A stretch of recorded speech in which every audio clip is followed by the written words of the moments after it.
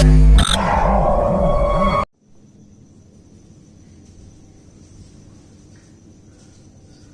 Morning students, welcome back to optimum tutorial. This is Nitesh Singh और आज हम करने वाले हैं डायरेक्ट एंड इनवर्स प्रोपोर्शन का पार्ट 2। तो चलिए पहले हम देखते हैं कि पार्ट 1 में हमने क्या क्या किया। पार्ट 1 में हमने जितने भी क्वेश्चंस करे, सारे ही क्वेश्चंस में हमारे को दो आइटम गिवन होते थे। मान लीजिए एक आइटम होता था x और दूसरा y।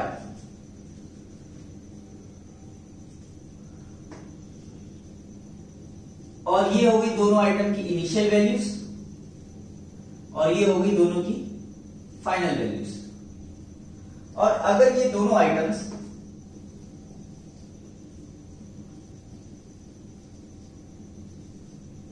डायरेक्ट प्रोपोर्शन में होते थे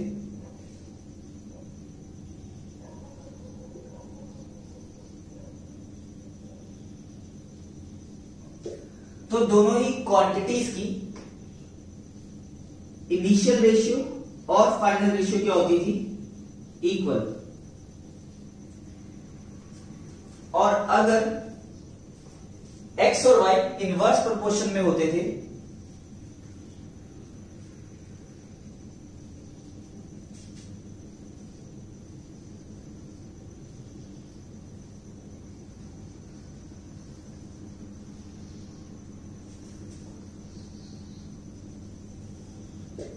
तो दोनों ही क्वांटिटीज का जो इनिशियल प्रोडक्ट है, मतलब x1 इंटू y1, वो फाइनल प्रोडक्ट के बराबर होता था, मतलब x2 इंटू y2। और एक ध्यान में देने वाली ये भी बात है कि हम सेकंड रो में हमेशा वो क्वांटिटी रखते थे जिसको हमारे को क्या करना है? फाइंड करना है। और फर्स्ट रो में वो क्वांटिटी रखते थे जिसके बारे में हमारे को फुल इंफॉर्मेशन क्वेश्चन में ही गिवन है।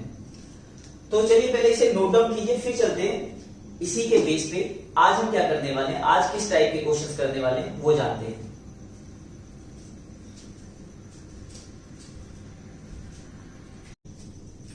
आज हम जो भी क्वेश्चंस करेंगे उन क्वेश्चंस का डिफिकल्टी लेवल पार्ट 1 के क्वेश्चंस के डिफिकल्टी लेवल से थोड़ा हाई होगा। तो चलिए देखते हैं आज हम किस तरह के क्वेश्चंस करने वाले हैं। आज हम जो भी क्वेश्चंस करेंगे उन सभी क्वेश्चंस में हमें 2 से ज्यादा आइटम्स गिवन होंगे, बट आज भी हम सेकंड रो में वही आइटम रखेंगे जो हमारे को फाइंड करनी है, और रेस्ट ऑफ द आइटम हम रखने वाले हैं फर्स्ट रो के अंदर। और ये रही सारे आइटम्स की इनिशियल वैल्यूज और ये रही सबकी फाइनल वैल्यूज। और जो आइटम हमारे को फाइंड करनी है, हम उस आइटम को कंपेयर करेंगे रेस्ट ऑफ द आइटम से। मतलब y को हम a से भी कंपेयर करेंगे, y को हम b से भी कंपेयर करेंगे, y को हम c से भी कंपेयर करेंगे। And if y is in direct proportion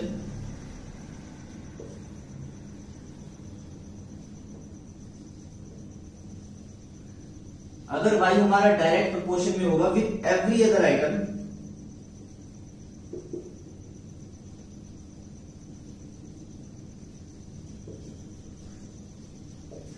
तो क्वांटिटीज का इनिशियल प्रोडक्ट, इनिशियल रेशियो और फाइनल रेशियो इक्वल होगा। मतलब a1 b1 c1 upon y1,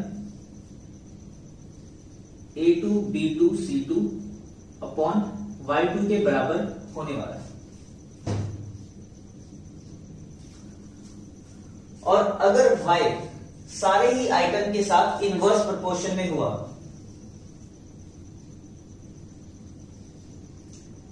if y is in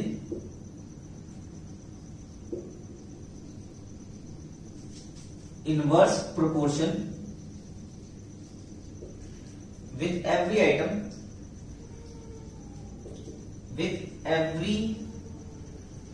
item, तो इस केस में सारी ही क्वांटिटीज का इनिशियल प्रोडक्ट और फाइनल प्रोडक्ट इक्वल होने वाला है। a1 into b1 into c1 into d1 is equal to a2 into b2 into c2 into d2। और एक और टाइप आती है हमारे पास, जब कुछ आइटम्स डायरेक्ट प्रोपोर्शन में होंगे y के साथ और कुछ आइटम्स इनवर्स प्रोपोर्शन में होंगे। When some items are in direct proportion with y and some items are in inverse proportion, तो उस वैरायटी के क्वेश्चंस कैसे करने हैं वो हम क्वेश्चंस करते टाइम में डिस्कस करेंगे। इसे नोट डाउन कीजिए, फिर हम चलते हैं आज के वीडियो के क्वेश्चन नंबर 1 की तरफ।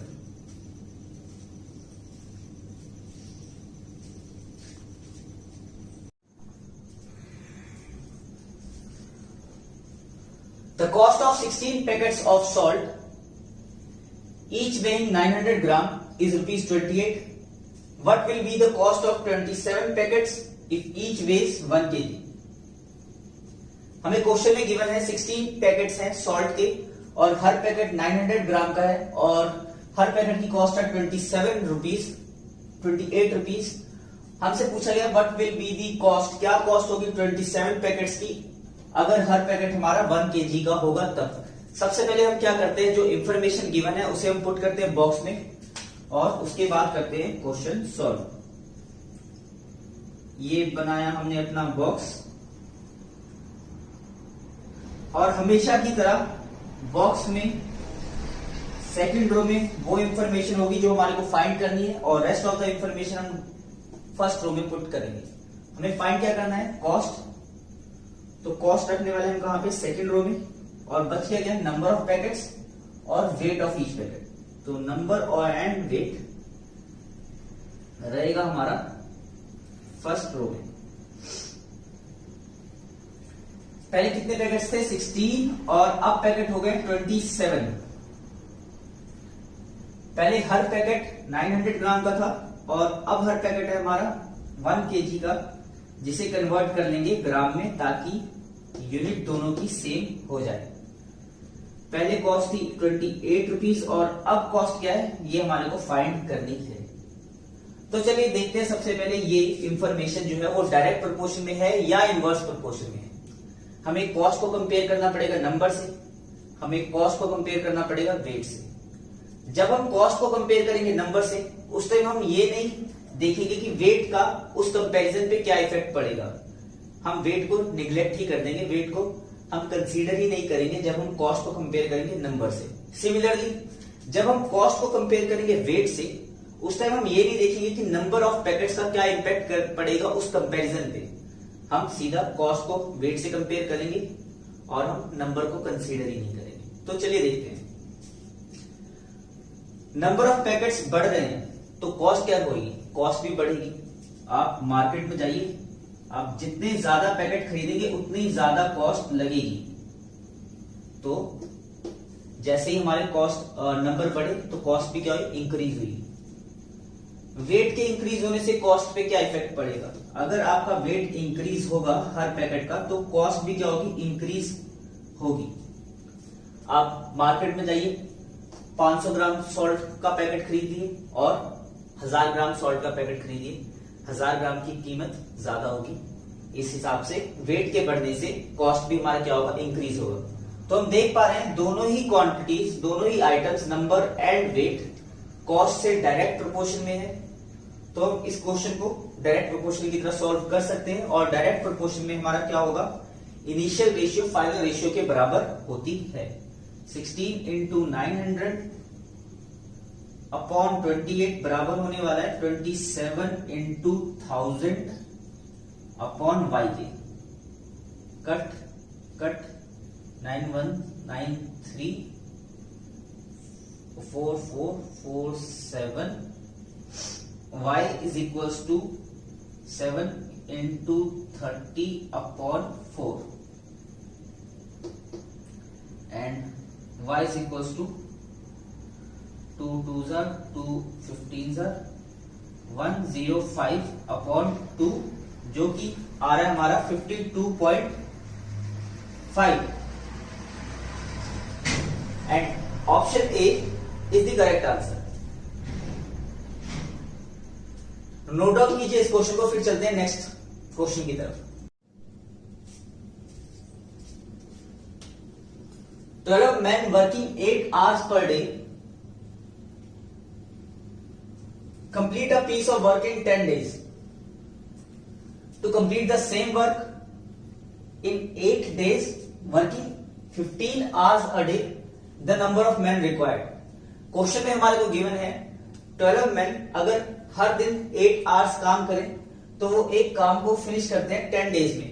अगर मेरे को सेम काम को 8 डेज में फिनिश करवाना है और हर वर्कर 15 आवर्स अ डे काम करे तो कितने वर्कर लगेंगे, कितने मैन लगेंगे। तो सबसे पहले क्या करते हैं, इंफॉर्मेशन को पुट करते हैं बॉक्स में और उसके बाद सॉल्व करते हैं। और हमेशा की तरह सेकेंड रो में वो इंफॉर्मेशन जो हमारे को क्या करनी है, फाइंड करनी है। And rest of the information first row में। नंबर ऑफ वर्कर्स हमारे को फाइंड करने हैं, सो नंबर जाएगा सेकेंड रो में। और इसके अलावा बच क्या गया, hours per day and days और बच गया हमारा आवर्स पर डे।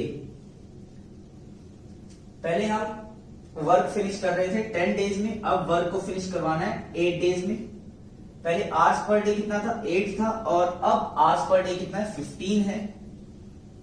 पहले 12 वर्कर्स थे और अब कितने हैं वो हमारे को चेक करके बताना है।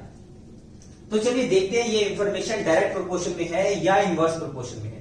और हमेशा की तरह जब हम डेज को कंपेयर करेंगे नंबर से तब आवर्स पर डे इसे हम ध्यान में नहीं देंगे, और जब हम आवर्स पर डे को नंबर से कंपेयर करेंगे तब हम डेज को ध्यान में नहीं देंगे। तो चलिए कंपेयर करते हैं। डेज क्या हो रहे हैं, कम हो रहे हैं।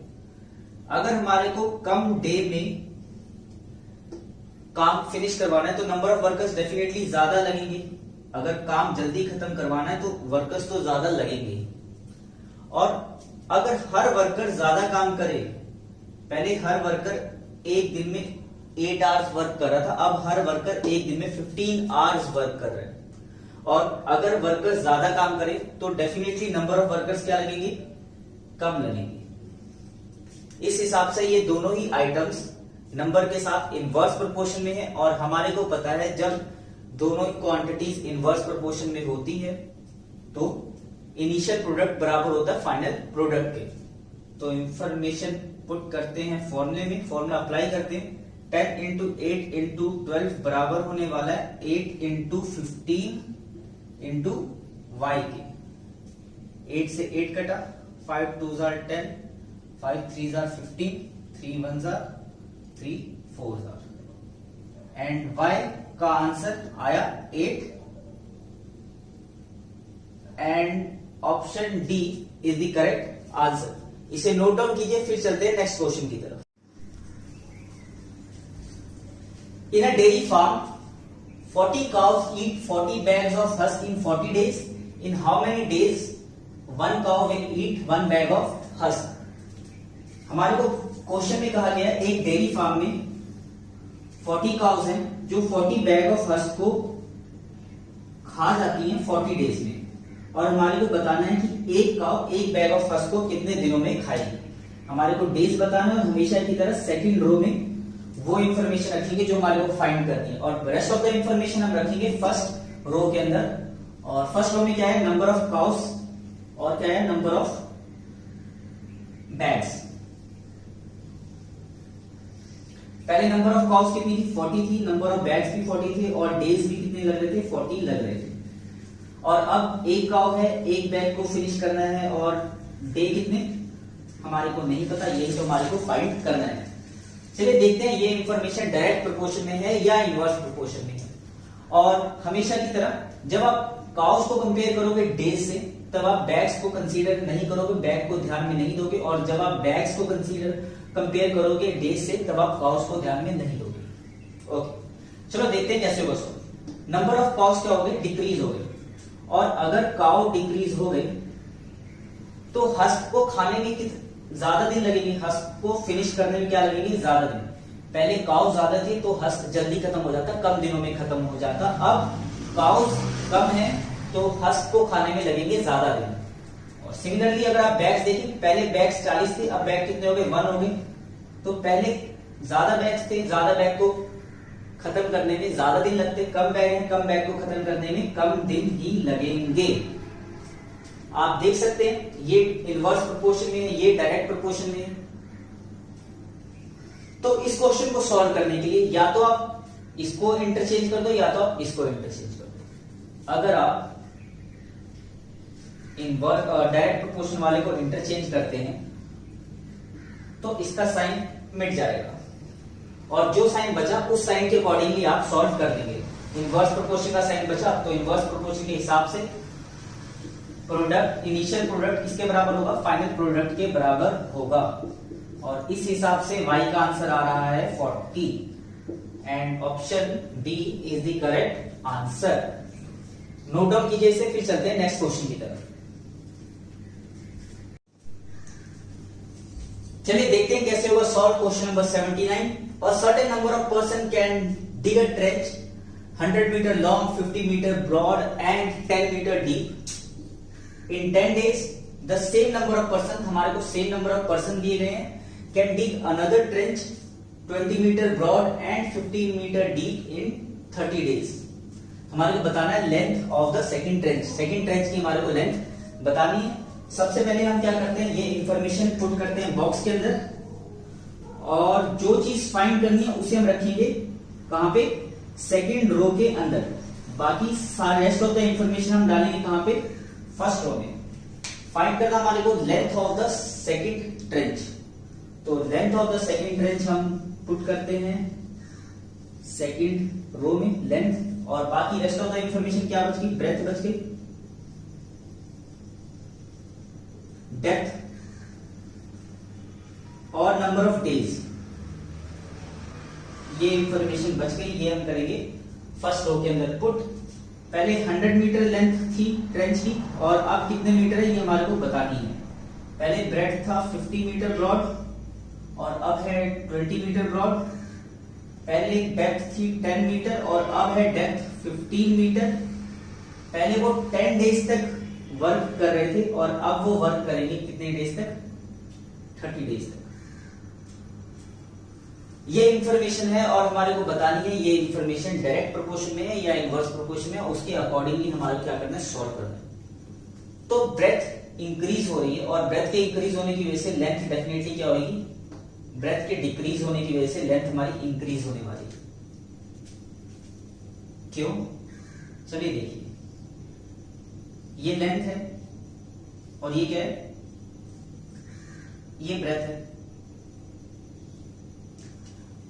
अगर ब्रेथ मेरी, और ये वर्क है पूरा पूरा, ये क्या है, वर्क। अगर ब्रेथ मेरी डिक्रीज हो रही है तो डेफिनेटली मेरी लेंथ इंक्रीज होगी।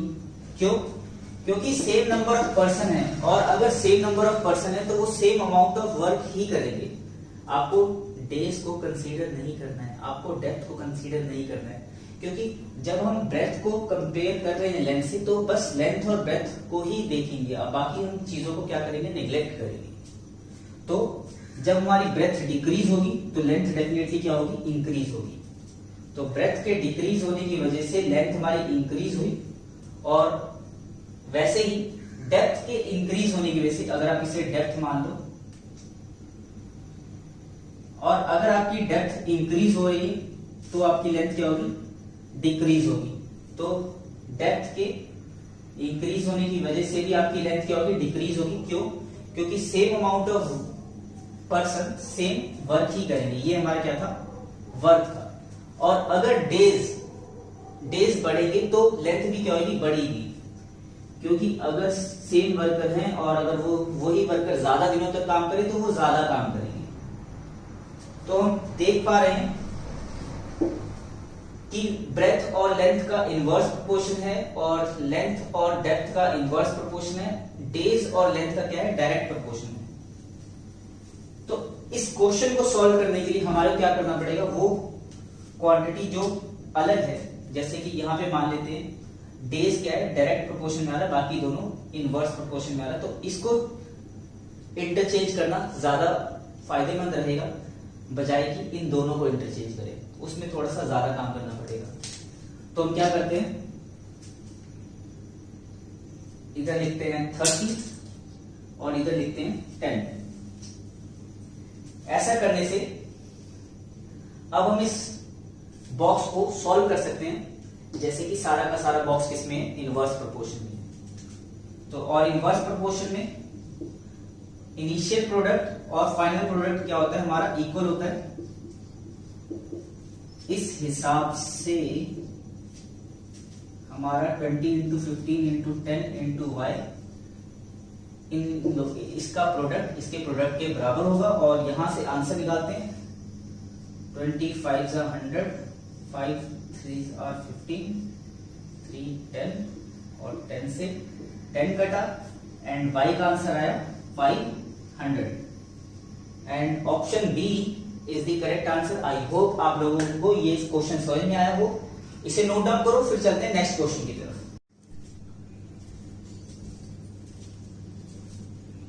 क्वेश्चन नंबर 80 आपके सामने है, तो वीडियो को पॉज कीजिए और एक बारी खुद से ये क्वेश्चन ट्राई कीजिए। देखते हैं आप लोगों से हो पाता है ये क्वेश्चन या नहीं। If 18 pumps can raise 2170 tons of water in 10 days, working 7 hours a day. In how many days will 16 pumps raise 1736 tons of water, working 9 hours a day? मतलब अगर 18 pump 2170 tons of water raise कर पाते हैं 10 days में और हर दिन वो काम कितना कर रहे हैं 7 आवर्स, तो 16 पंप्स 1736 टन ऑफ वाटर कितने दिन में काम करेंगे अगर वो हर दिन काम करें 9 आवर्स अ डे। तो ये सारी इंफॉर्मेशन पहले हम पुट करते हैं बॉक्स में और उसके बाद देखते हैं कैसे होगा सॉल्व। और हमेशा की तरह सेकंड रो में जो हमारे को फाइंड करना है, हमारे को फाइंड क्या करना है हाउ मेनी डेज, तो यहां पे डाल लीजिए डेज और रेस्ट ऑफ द इंफॉर्मेशन रो 1 में। नंबर ऑफ पंप्स गिवन है तो नंबर, और गिवन है हमारे को वाटर कितना है टन्स में, और हमारे को और क्या गिवन है आवर्स पर डे गिवन है, आवर्स पर डे। पुट करते हैं, पहले हमारे पास 18 पंप्स थे, फिर बाद में कितने हुए, बाद में हुए 16 पंप्स। पहले 2170 टन ऑफ वाटर था, अब 1736 टन ऑफ वाटर है। पहले आवर्स पर डे कितना था 7 था और अब आवर्स पर डे कितना है 9 है। पहले 10 डेज में काम हो जा रहा था खत्म और अब कितने में हो रहा है ये हमारे को बताना है। हमेशा ध्यान रखिए एक को कंपेयर करेंगे तो जब हम नंबर को कंपेयर करेंगे डे से तब टन्स और आवर्स पर डे को कंसीडर नहीं करेंगे। पहले नंबर कितने थे 18 पंप्स थे और अब कितने 16 पंप्स हैं। हमारे पंप क्या हो गए, नंबर ऑफ पंप कम हो गए। अगर पहले 18 पंप काम कर रहे थे और अब 16 पंप काम कर रहे तो दिन क्या लगेंगे, पहले कम दिन लग रहे थे और अब ज्यादा दिन लगेंगे, क्योंकि पहले ज्यादा पंप काम कर रहे थे तो कम दिन लगेंगे, अब कम पंप काम कर रहे हैं तो अब ज्यादा दिन लगेंगे। टन्स, पहले मेरे को 2170 टन रेज करना था, अब सिर्फ 1736 टन रेज करना है। कम पानी इकट्ठा करना है तो कम पंप और कम डेज लगेंगे, ज्यादा पानी इकट्ठा करना होता तो ज्यादा दिन लगते। आवर्स पर डे, पहले 7 आवर्स पर डे,